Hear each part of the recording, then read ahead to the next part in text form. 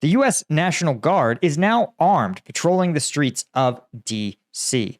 But is this really an escalation in Trump's militarization of the country, or is this just another performance by the president to get blue states worked up in a tiz? I'm Paul, U.S. Army combat veteran. Hit that subscribe. Okay, so this is one of those stories that I think is worth talking about, even though talking about it is kind of serving the administration's objectives. Now, we've talked on this channel about the fact that the National Guard getting deployed, especially in the United States, if you're not a U.S. Viewer, is actually pretty normal. I've seen the National Guard, for example, deployed for things as routine as sporting events, like a World Cup or Super Bowl type event. And they'll go and direct traffic or perform some basic security measures, especially anti-terrorism kind of stuff. So under U.S. law, it's extremely normal to see this. And in fact, it's one of the reasons the National Guard exists as a discrete entity to do this kind of thing. So the fact that they are now armed, which is something that was required by the act of the Secretary of Defense, is a little weird, right? But not all that weird, because these National Guardsmen are likely trained for exactly this kind of thing. Especially, we've seen a lot of military police unit patches, and I think that's what they are, is military police. So these are individuals trained to be supplemental law enforcement. Now, the most dangerous part is that they're carrying their service-issued weapon, which in the last couple months has been outed as having a fundamental design flaw that causes it to discharge spontaneously. And per the law, these troops are only authorized to use force, quote, as a last resort, solely in response to an imminent threat of death or serious bodily harm. So essentially, only for self-defense purposes. What's interesting is that they say, listen, the soldiers will either carry M17 pistols, the ones that shoot on their own, or M4 rifles, which is phenomenal overkill. Because as you guys know, M4, it's firing 5.56, and that's a round that you don't want to be shooting off in a city block because, well, it tends to go through things, and there's a lot of things that it can hit. Right? Again, Trump claimed, citing without evidence, that there is no longer crime and murder in D.C., which is objectively untrue, because how can you have no crime in D.C. but still need to deploy the National Guard? Now, again, is this like a performance by Trump, by the administration? Yeah, it is. Because remember, D.C. is also subject to a unique relationship. D.C. is under direct federal government control. It was designed to not have a state government. And the reason is that if it was going to be the capital of the United States, then the U.S. government couldn't find itself subordinate to a state, right? Imagine if, for example, Maryland controlled the District of Columbia. Well, if the president and the governor of Maryland get into a fight, as they have been lately, right? Wes Moore, of course, trolling the president on Twitter, asking him to take a brief walk around Baltimore, which is something that the president is almost certainly not capable of doing, given his health issues, his age and health issues.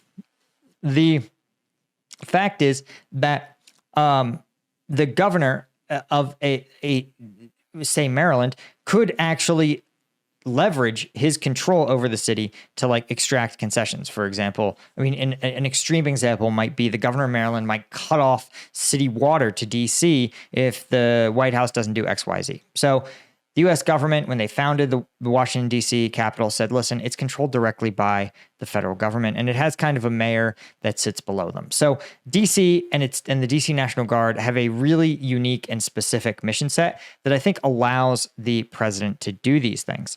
Again, is there like a huge crime problem in D.C.? Like, to be honest, a little bit, yeah. Like, is this the right solution to it? Is this a long-term sustainable solution? Of course not, right? And we've discussed that on this channel, that sending FBI agents, DEA agents, HSI agents, people doing the most sophisticated and complex investigations against the worst criminals in the country should not be bebopping around being beat cops. In addition to the fact that a lot of them are not even trained to be beat cops, right? But also they are lack in a lot of cases the authority, because remember, DEA agent is statutorily authorized only to charge people with drug crimes. And therefore, if a DEA agent, you could, I mean, I wouldn't recommend it, but you could shoot somebody in front of a DEA agent and technically they can't charge you with murder. In a lot of cases, you could shoot somebody in front of an FBI agent and they couldn't really charge you with murder because in many states, it's a state crime. Again, don't try it because an FBI agent, what they're going to do is still arrest you and then they'll just turn you over to local law enforcement. And that's what the president's been doing with this whole operation. And that's what he expects these National Guard troops to do. But I just want to point out something, right? A key piece of data here. Look at this picture of these Guard troops in DC, okay? What do you see that they're missing? I know what you're thinking. Handcuffs. That's right. What exactly are these guys going to do? How are they going to do law enforcement without the ability to physically detain someone? Okay? These guys have a radio and a pistol. And they have she's got a Camelback. Okay? You've got to understand that this is not a serious effort. This is a performance.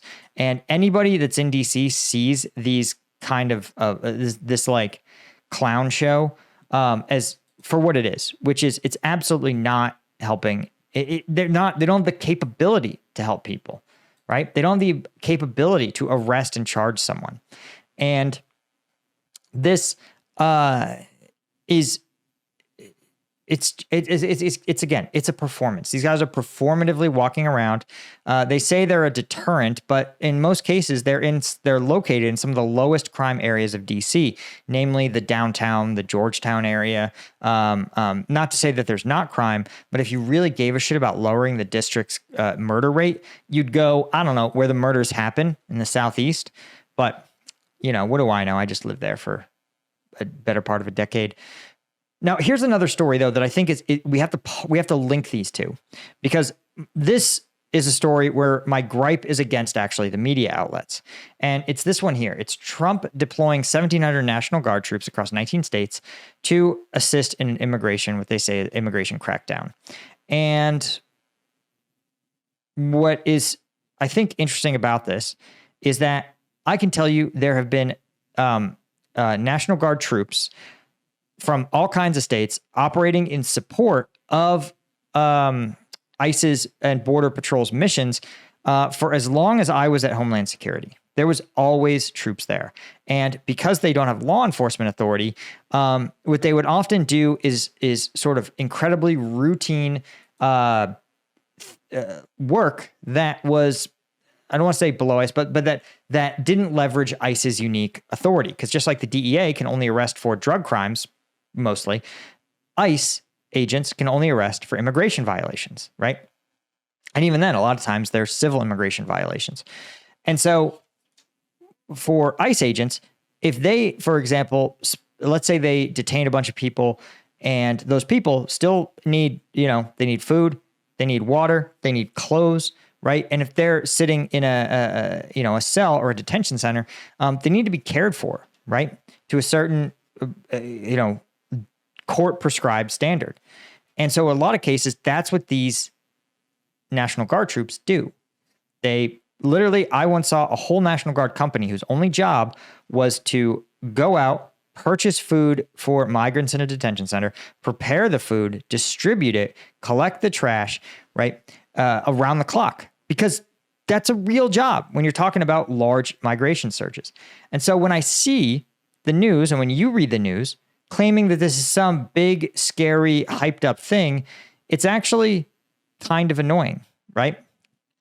Again, you can see guardsmen assisting ICE are doing all kinds of like routine things that ICE agents would do otherwise, right? Personal data collection, i.e. asking, what is your name? What's your last known address? What's your country of origin? What's your date of birth?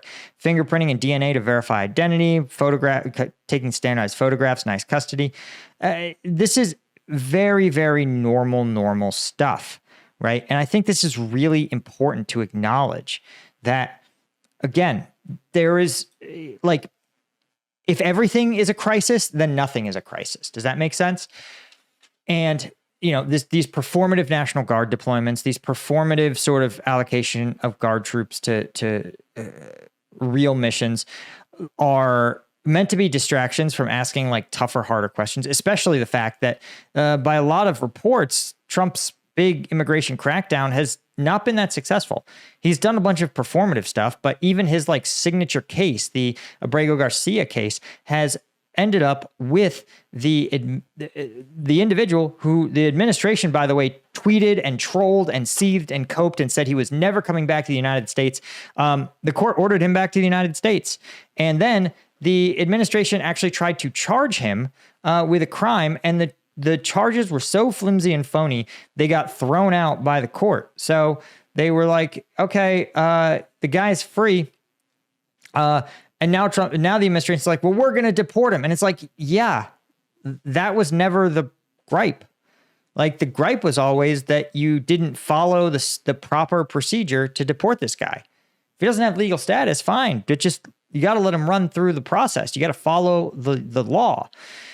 And this sort of thing, coupled with the fact that, you know, his big surge of arrests hasn't really translated to a big surge of deportations, and the fact that ultimately they're finding out what, you know, the rest of us could have told you 6 months ago, which is that it doesn't matter how many people you want to arrest if you don't have the agents and the resources to do it.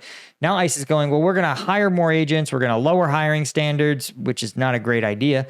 But on the other end, there has to be some expediting of like the federal law enforcement hiring process.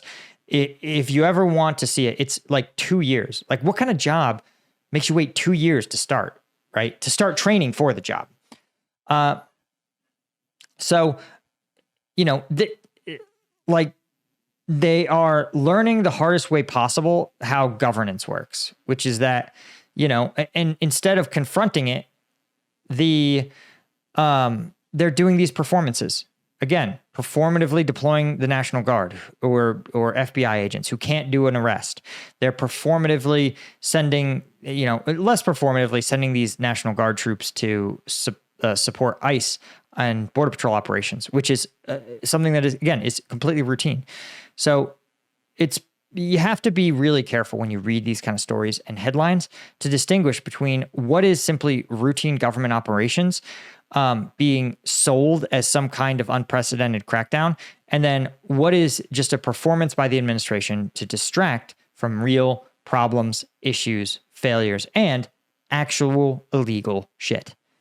If you guys want to support the channel and get access to exclusive uncensored combat footage and YouTube videos that I would never be able to show on this platform, you want to become a member of combatvetnews.com. Just yesterday, we took a look at the propaganda combat footage released by North Korea showing the details of their operations inside Kursk. Plus, a huge thank you to our Colonel tier members over there, like James J, 21 Yanko, Georgia, Chris Gorsuch, Paul Templeton, Cytronic, Steve Moran, TR Need, Alan Lutson, CM Holmes, and all of our Lieutenant tier members. And of course, you can always hit that subscribe button. That is free.